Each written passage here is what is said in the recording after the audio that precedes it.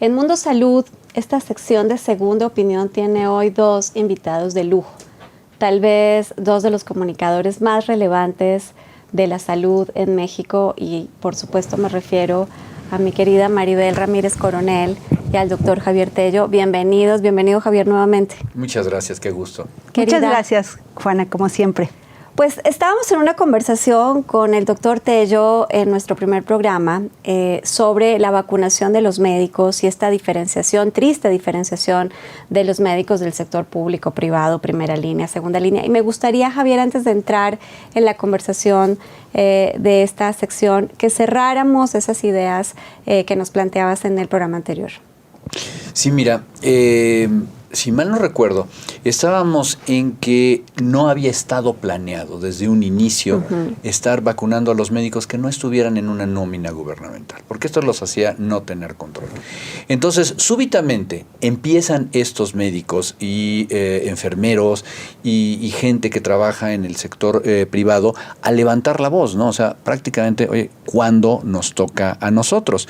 Y lo primero que ocurrió es que no estaban considerados, se vio sí quienes trabajan en los grandes consorcios les podían ayudar, no se vio mucho tampoco en un inicio, y la verdad es que esto súbitamente se convirtió realmente en algo, en un grupo de presión, que medio ha venido funcionando porque algunos gobernadores ya han hecho algunas negociaciones con gente de la medicina privada y les han otorgado algunas vacunas. Debo decir que algunas vacunas son sobrantes de otros programas, algunas personas de la tercera edad que no se vacunaron, o gente de trabajadores de la educación que tampoco se vacunaron, entonces de ahí tomaron muchos para los profesionales privados.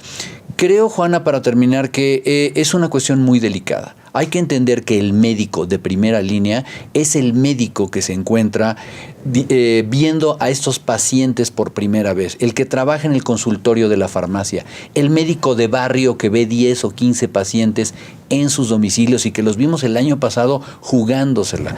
Es muy lamentable que no estén todos los trabajadores de la salud, por el hecho de ser trabajadores de la salud, hasta delante de la fila, como ocurre en varios países. En muchos países, en Europa, en los Estados Unidos, solamente por ser cuidador de una persona te vacunan, porque no es que te vayas a contagiar, es que tú puedas contagiar a esta persona. Gente que cuida, gente en los asilos, sombras que le llaman a los niños que tienen problemas de aprendizaje, claro. Todos se deberían estar. La gente que trabaja en los laboratorios, los que toman muestras, los que tienen farmacias, sí. Los paramédicos, los que trabajan en las ambulancias, en fin, todos son primera línea y todos correcto. Tendrían que estar vacunados. Yo creo que es responsabilidad de todos los que trabajamos en el sector salud insistir hasta el cansancio en que es prioritario, no solo en esta pandemia, sino siempre tendría que ser prioritario el bienestar de quienes cuidan de la salud de todos nosotros. Y pasando a un tema que por supuesto tiene muchísima relación con esto, que es este deterioro que hemos observado en el sistema de salud, por supuesto impactado por la pandemia, pero también pareciera que por decisiones del sexenio en el que estamos. ¿Cuál es su opinión? ¿Cuál es el estado? ¿Sí es una visión correcta pensar que estamos en un retroceso del sistema de salud, Maribel? Sí, bueno, Juana, yo creo que fue inevitable y ese retroceso lo sufrieron en general todos los sistemas de salud de todo el mundo porque las pandemias llegan de manera sorpresiva. Y aunque ya hay un plan y una estrategia previa, o la había en México, realmente no se ejecutó como se había planeado y se había definido desde años antes. En muchos sentidos no se definió, no se ejecutó así, pero ahora sí ya conforme se va viendo aparentemente que la pandemia se va deteniendo, o por lo menos que la curva ya no está tan pronunciada en el crecimiento, hay claros indicios cada vez de eso, sí hay que ir pensando en remontar, en cómo vamos a remontar y en definir esa estrategia claramente, ¿no?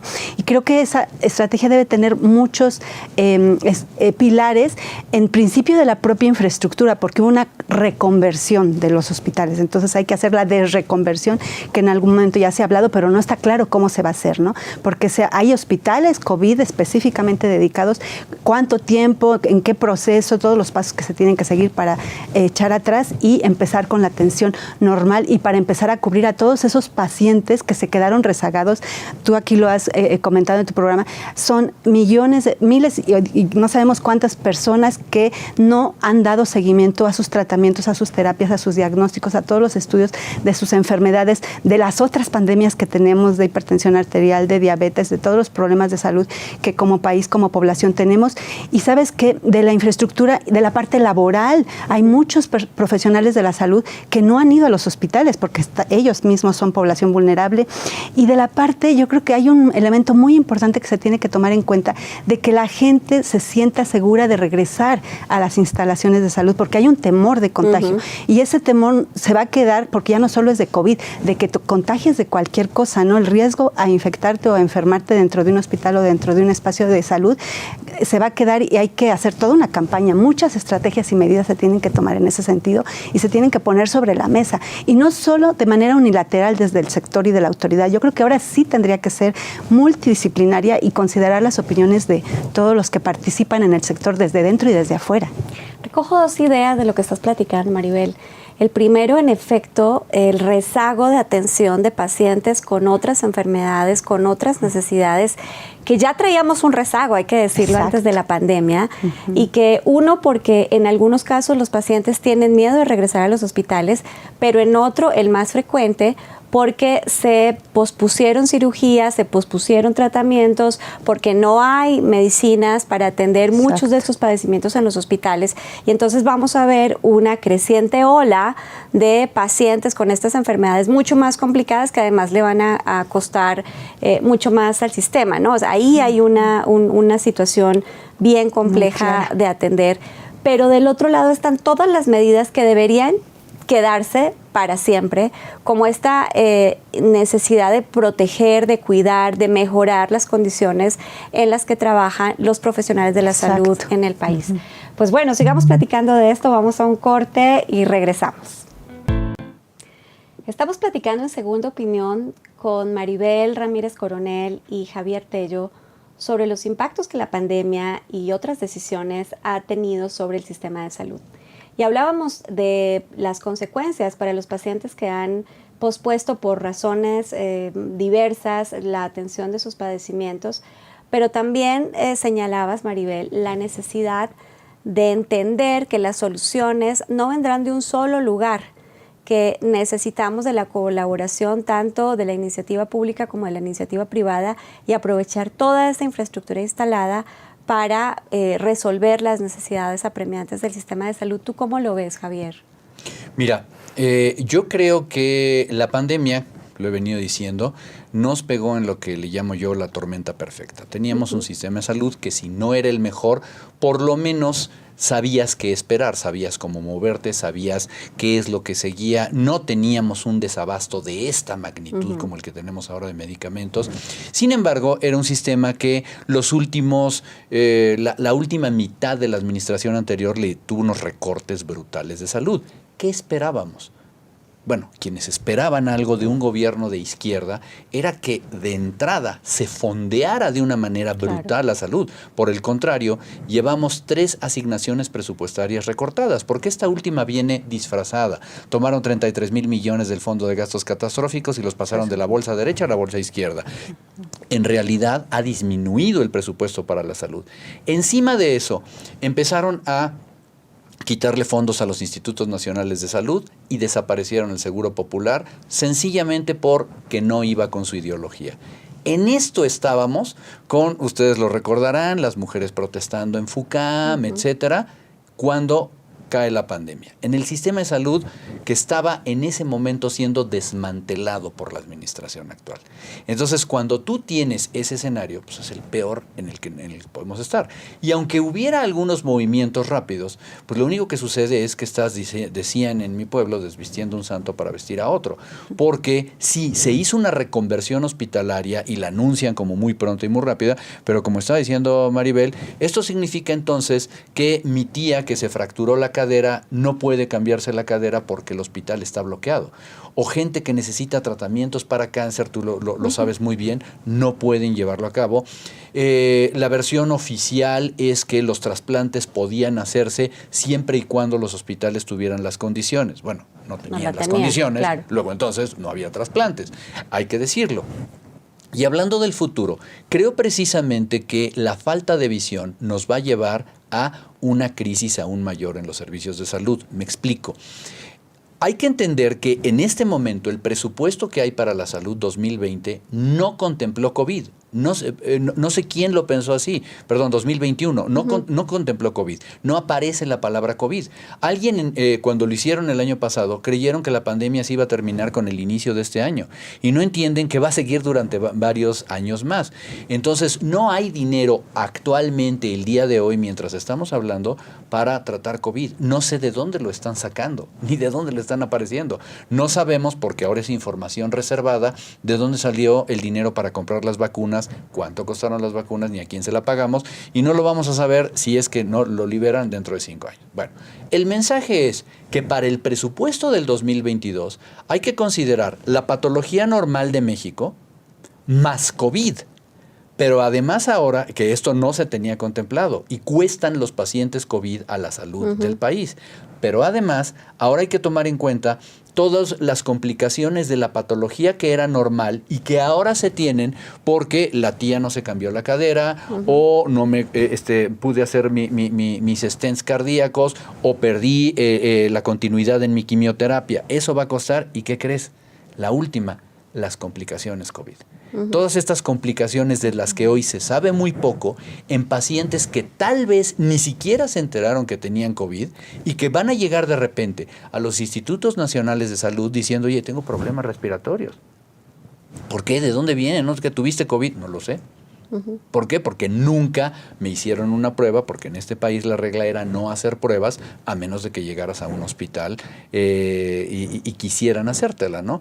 Entonces creo que la carga que vamos a tener dentro del sistema de salud va a ser muchísimo más grande que la que siquiera se tenía pensada, pero lo más preocupante es que no vemos una política que esté realmente teniendo esa visión y ese foco.